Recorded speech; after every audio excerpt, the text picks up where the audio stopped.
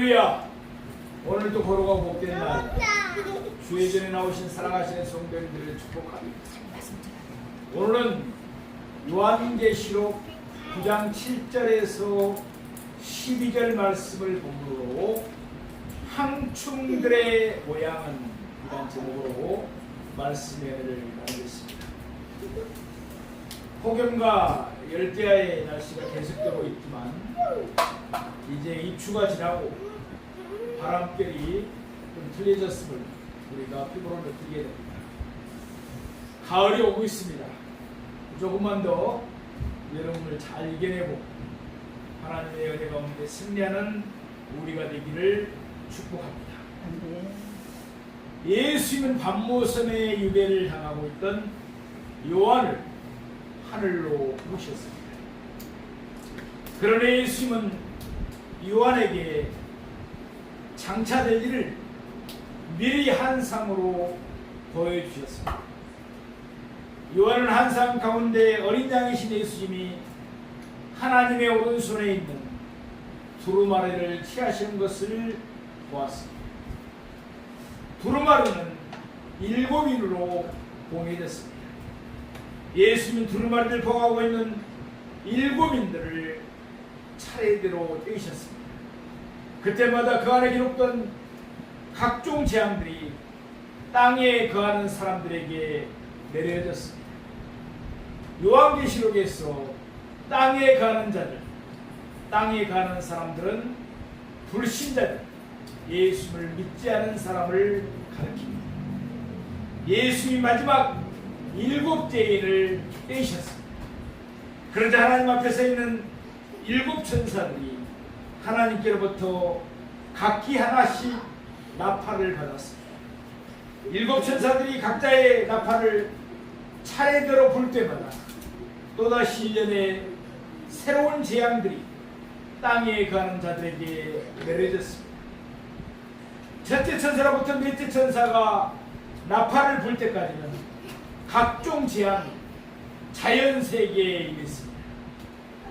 땅, 바다, 강들과 여러 물샘 그리고 해와 달과 별들의 재앙의 대상이었습니다. 땅에 거하는 자들은 자연세계에 내려진 재앙의 영향을 간접적으로 받았을 뿐이었습니다. 그러나 5 천사가 나팔을 불 때는 혹독한 재앙이 땅에 거하는 사람들에게 직접적으로 내려졌습니다. 5 천사가 나팔을 불자 하늘에서 땅에 떨어진 별 하나가 무저갱의 열쇠를 받았습니다. 하나님이 사탄에게 무저갱의 열쇠를 일시적으로 맡기신 것입니다. 하나님의 허락하에 사탄이 무저갱의 열쇠를 열었습니다. 그러자 그 구멍에서 좌우간 연기와 함께 귀신들이 항충들의 모양을 하고 땅 위에 나왔습니다. 무저갱에 갇혀 있다가 땅 위에 나온 항충들은 5달 동안 땅에 있는 자들을 계속해서 괴롭혔습니다. 오늘 본문은 항충들의 모양을 설명한 내용들입니다. 하나님은 항충들로 땅에 가는 자들을 심판하셨습니다. 아울러 하나님은 그 5달 동안이라도 땅에 가는 자들이 회개하기를 바라셨습니다. 그러면 이제부터 오늘 본문을 3대지로 나누어서 차례대로 상고해 보겠습니다. 첫째로 항충들의 모양을 밝히고 있습니다. 우리 요한계시록 본문 9장 7절 말씀 함께 보시겠습니다. 항충들의 모양은 전쟁을 위하여 준비한 말들 같고 그 머리에 금같은 간 비슷한 것을 썼으며 그 얼굴은 사람의 얼굴 같고. 오늘 본문 앞에서 요한은 항충들의 출처와 항충들의 인물을 밝혔습니다.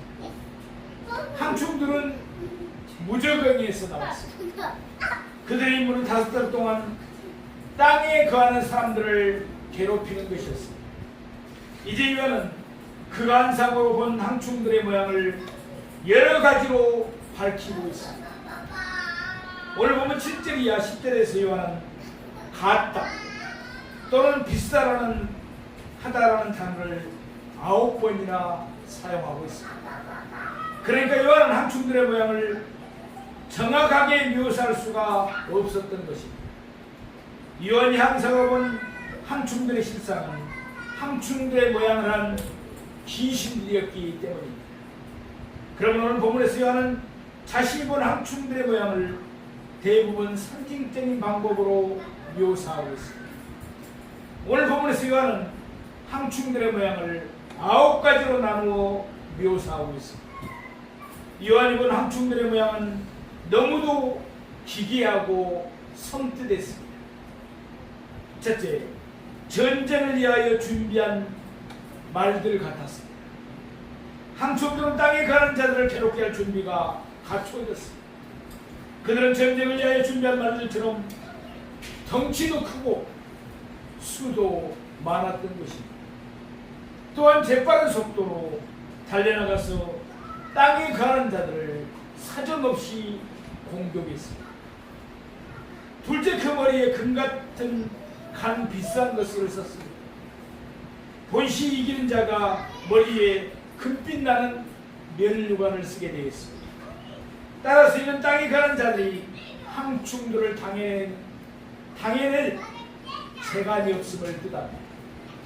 땅에 가는 자들은 너무도 괴로운 나머지 죽기를 갈망할 따름인 것입니다.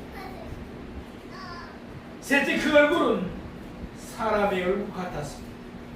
이는 항충들이 사람처럼 머리를 쓸 줄 안다는 것입니다. 그러므로 땅에 가는 자들이 아무리 항충들을 피해서 애딴 곳에 숨을지라도 아무 소용이 없었습니다. 항충들은 그들을 일일이 찾아내서 혹독하게 괴롭혔습니다. 우리 요한계시록 9장 8절 말씀을 보시겠습니다. 또 여자의 머리털 같은 머리털이 그 이빨은 사자의 이빨 같으며. 넷째, 또 여자의 머리털 같은 머리털이 있었습니다. 일반적으로 남자의 머리털은 짧습니다. 그러나 여자의 머리털은 길면서 숱이 많습니다. 그러니까 항충들이 땅에 가는 자들을 괴롭히려고 날아갈 때 그들은 긴 머리털을 가졌던 삼손처럼 자신들의 머리카락을 이용을 자랑했습니다. 다섯째, 그 이빨은 사자의 이빨 같았습니다. 이는 항충들의 잔인성을 뜻합니다. 사자들은 매우 잔인합니다. 특히 사자들은 그 날카로운 이빨로 사정없이 짐승들을 물어 죽입니다. 그만큼 항충들도 사정없이 땅에 가는 자들을 잔인하게 괴롭혔습니다. 우리는 보면 요한계시록 9장 9절 말씀 보시겠습니다. 또 철호신경 같은 호신경이 그 날개들의 소리는 병거와 많은 말들이 전쟁터로 달려 들어가는 소리 같은. 여섯째, 철호신경 같은 호신경이 있었습니다. 호신경은 흉각, 갑옷을 뜻합니다. 오늘날로 말한다면 방탄복과 같습니다. 항충들은 철호신경을 입었기 때문에 어떤 무기도 항충들을 해할 수가 없었습니다. 이는 항충들의 강한 방어력을 뜻합니다. 일곱째, 그 날개들의 소리는 병거와 많은 말들이 전쟁터로 달려 들어가는 소리와 같았습니다. 이는 항충들의 강한 공격력을 뜻합니다. 병거와 많은 말들이 전쟁터로 달려 들어가는 것처럼 항충들이 때를 지어 신속하게 땅에 가는 자들을 공격했습니다. 우리를 보면 요한계시록 9장 10절 말씀을 보겠습니다. 또 전갈과 같은 꼬리와 쏘는 살이 있어 그 꼬리에는 5달 동안 사람들을 해하는 권세가 있더라. 여덟째, 전갈과 같은 꼬리와 쏘는 살이 있었습니다. 전갈의 꼬리에는 쏘는 살, 곧 독침이 있습니다. 그것에 쏘이면 무진장 괴롭습니다.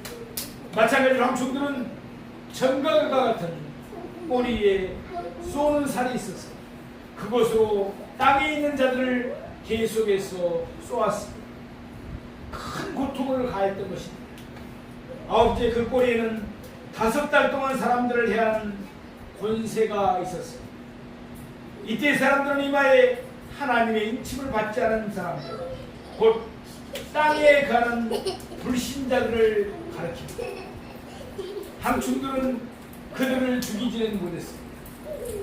그러나 황충들은 그 꼬리에 5달 동안 그들을 괴롭힐 권세를 가졌습니다. 계속되는 황충들의 독침이 너무도 고통스러워 그날에는 땅에 가는 자들은 죽기를 고하여도 마음대로 죽을 수가 없었습니다. 죽음이 그들을 피해갔습니다.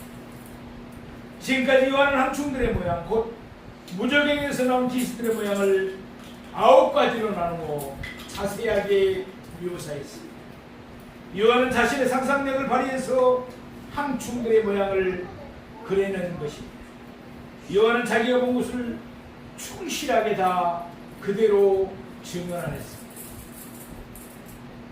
무저갱에 갇혀있던 귀신들이 황충들의 모양을 하고서 땅 위에 나온 것은 이마에 하나님의 인침을 받지 못하는 자들을 괴롭히기 위해서였습니다. 섬뜩한 모양의 황충들은 전갈의 권세 같은 권세로 5달 동안 땅에 가는 자들, 불신자들을 괴롭혔습니다. 그동안 하나님은 여러 번 땅에 가는 자들에게 회개의 기회를 주었습니다. 지금까지 내려진 각종 재앙들은 하나님이 그들에게 주신 회개의 기회였습니다. 그런데도 그들은 회개하지 않았습니다. 그러므로 그들은 황충들로부터 심한 괴롭힘을 당하여야만 했습니다. 사랑하시는 성도, 본시 우리는 허물과 죄로 죽었던 자들, 그러나 하나님은 우리에게 늘 베푸사 우리에게 믿음을 주셨습니다. 우리에게 회개의 영을 허락해 주셨습니다. 그래서 우리가 예수님을 믿고 예수님 안에서 새 생명을 받아 하나님의 인침을 받은 하나님의 자녀들이 된 것입니다. 물론 우리는 그날과 그때를 알지 못합니다. 예수님이 언제 재림하실지 그날과 그때는 알지 못하는 것이 사실입니다. 그러나 설사 우리 시대의 마지막 때에 큰 난란이 일어나서 5째 천사가 나팔을 불더라도 우리는 안전합니다. 무저갱에서 나온 황충들이 하나님의 인침을 받은 우리들을 결코 해할 수가 없기 때문에 그렇습니다. 우리는 하나님의 것입니다. 우리는 하나님의 기르시는 백성입니다. 하나님이 기르시는 양입니다. 하나님은 우리를 인도하시며 우리를 지키십니다. 그러므로 날마다 하나님의 인도함을 받으며 찬송과 감사함으로 하나님을 영화롭게 하는 우리 모두가 되기를 바랍니다. 둘째로 황충들에게는 왕이 있었습니다.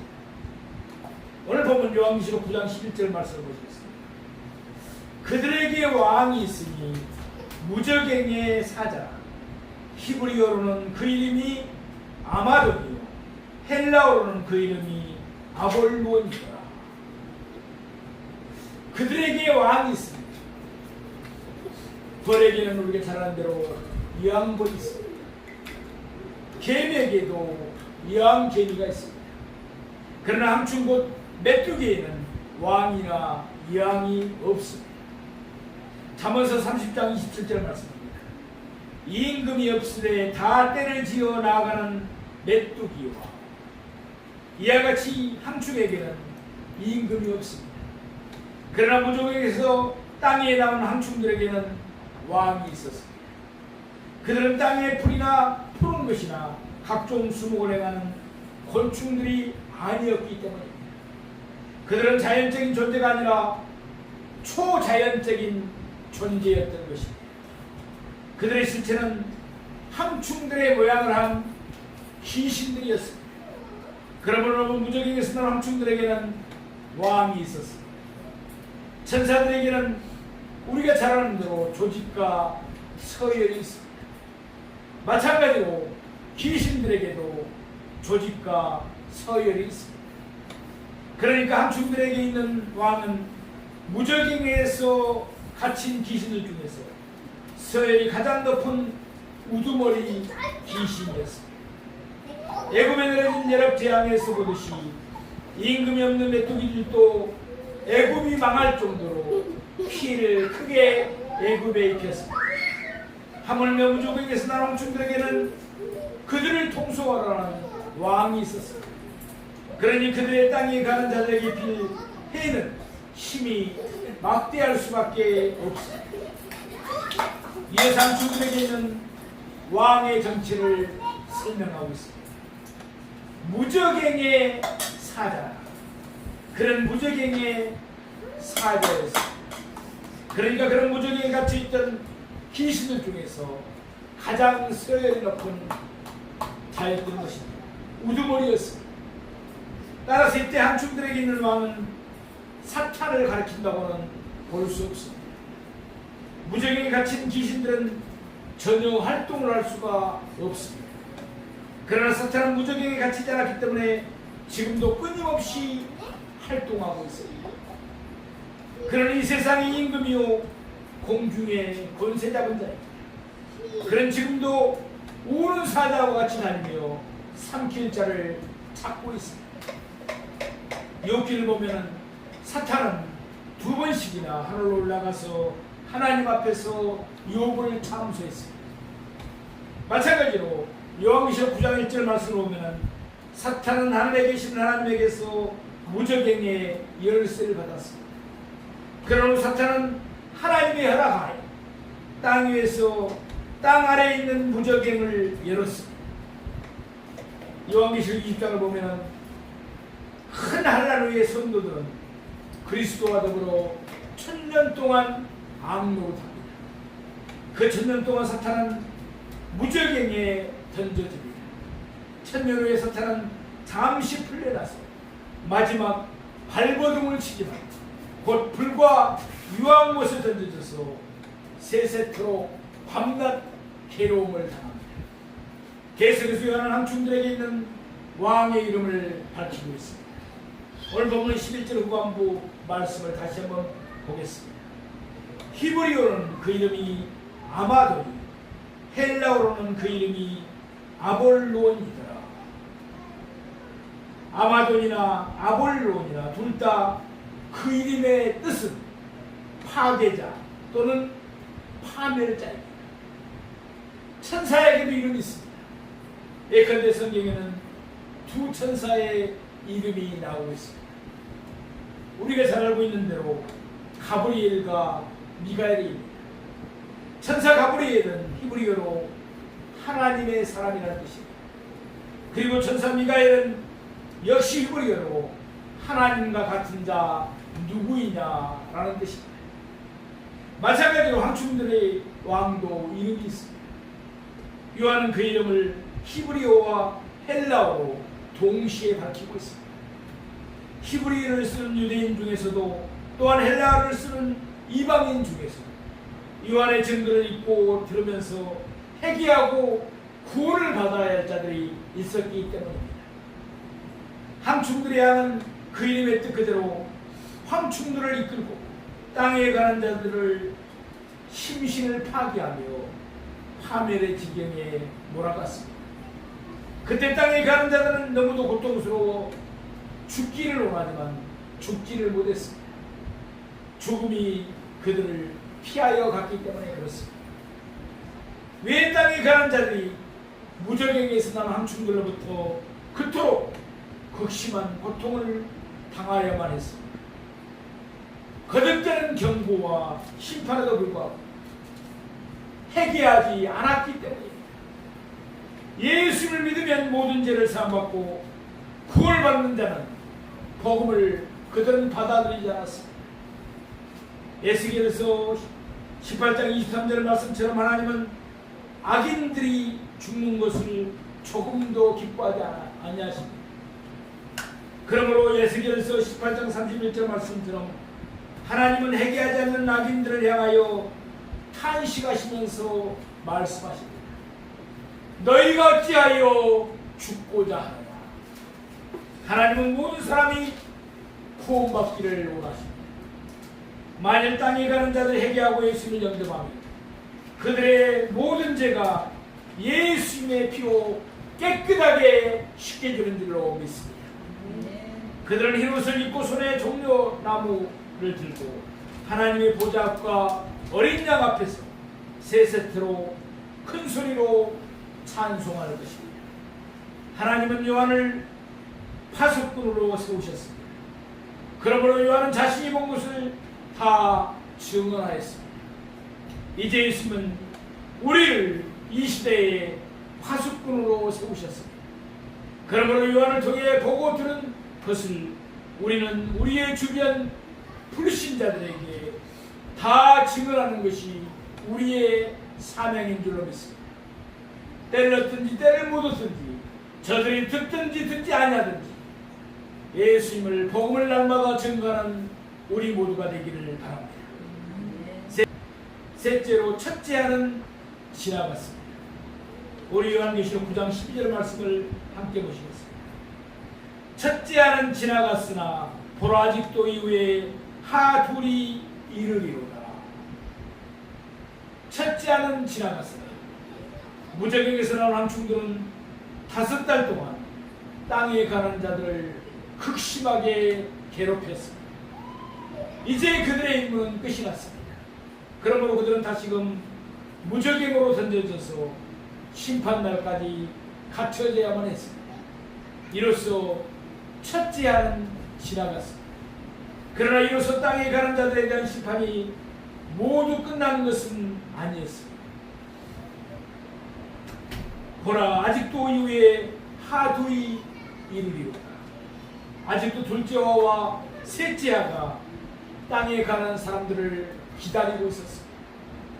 둘째와 셋째아는 첫째하보다도 더 치명적인 재앙들이었습니다. 넷째 천사가 나팔을 불고 나누었습니다. 요한계시록 8장 13절에 있는 말씀입니다.